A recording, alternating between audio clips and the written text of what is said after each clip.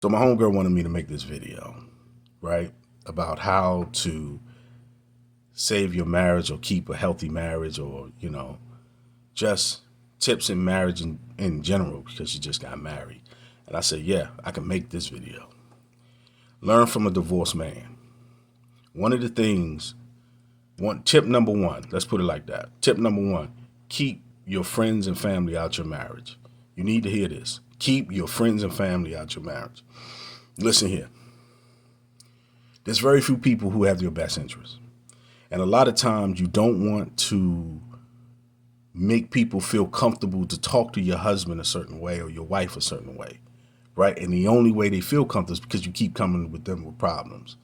The outside world has nothing to do with your marriage, especially single people. We ain't got nothing to do with what you're going through, and most people are not relatable, you know, so they don't understand, what you're going through. Most people can't relate because they're not married. So marriage is about enduring. So you got to watch that. You got to keep people out of your marriage, man.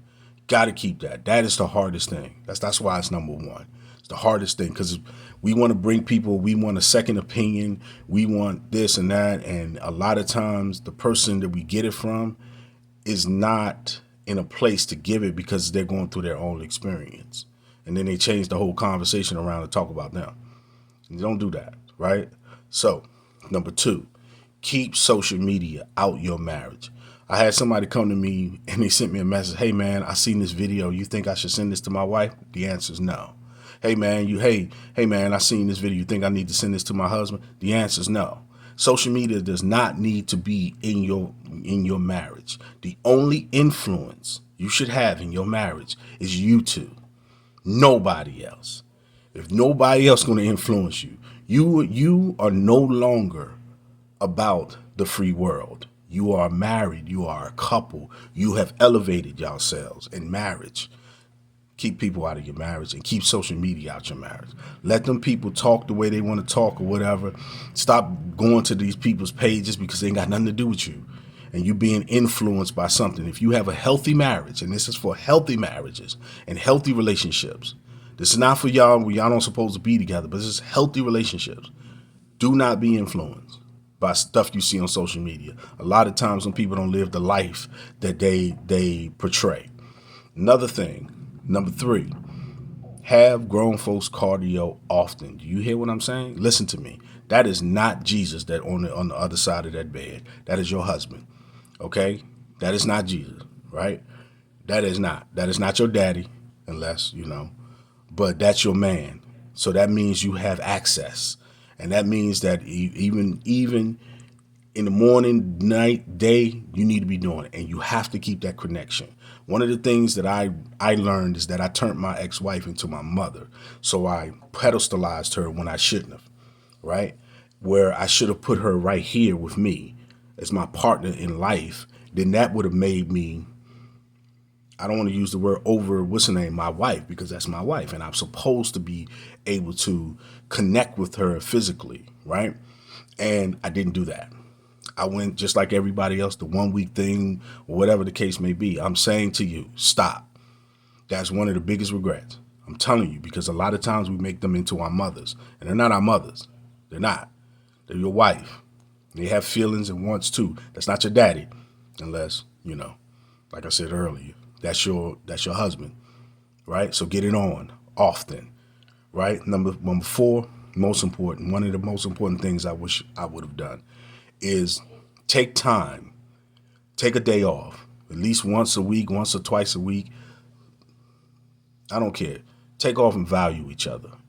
If you sit down with each other, talk with one another, take them out for lunch, just eat, send them some, whatever. Just do whatever. I don't care what it is. Just value each other.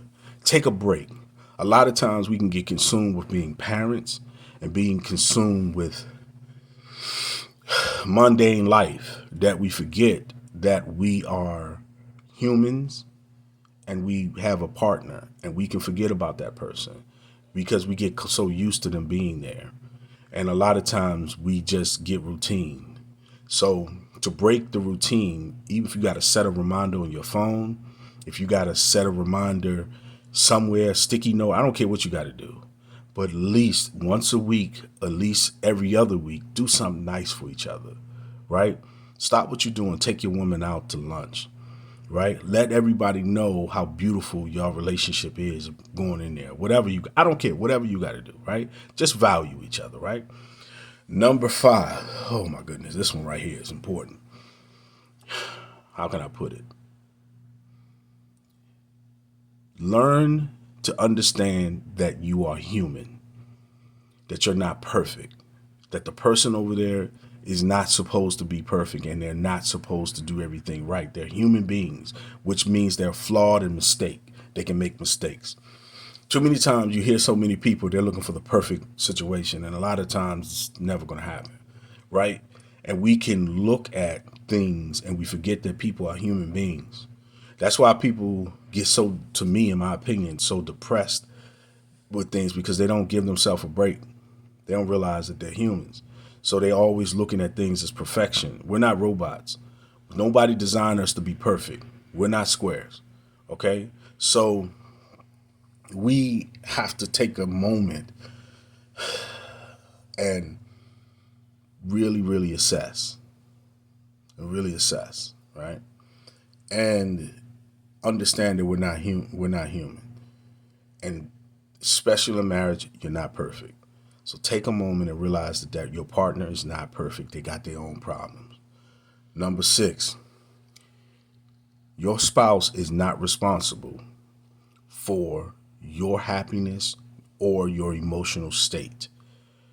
I don't believe in all this other stuff. He doesn't make me happy. She doesn't make me happy. It's your responsibility. Your responsibility. And number 7 will actually prove it. I'm going to go long on it. But it's your responsibility for your emotional state. Get some therapy. If things ain't right, before you go sign divorce papers and get out here in this daggone single thing that you think that is so great and so grand, before you get out there, go get a therapist. Y'all go to therapy. Learn how to communicate with each other. Maybe record yourself the next time you're talking, or have the person record you next time you're talking, which is a good tool, and see how you talk to that person and let them play it back to you. And you will probably find out, because I did that with a couple, that you're not talking to them the right way, but you may not know it, or you're not talking to them the right way, and you may not know it.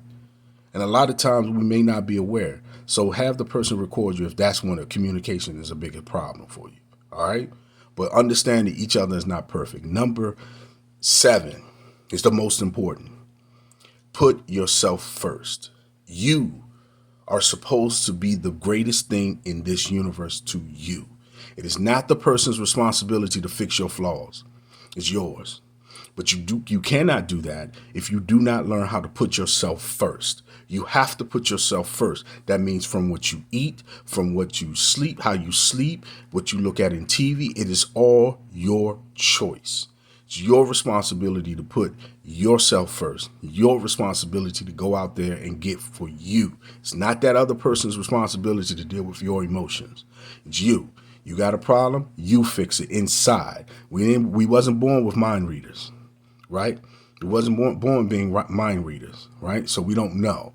But it's your responsibility to value who you are. That frees the person to love you more, because they don't have to be responsible for your emotions, how you're going to feel. They don't have to walk around on eggshells because we don't know what day you're going to have, all of that. So put yourself first and value who you are inside, right? Because it has nothing to do with anybody else. I hope those tips help. Take care.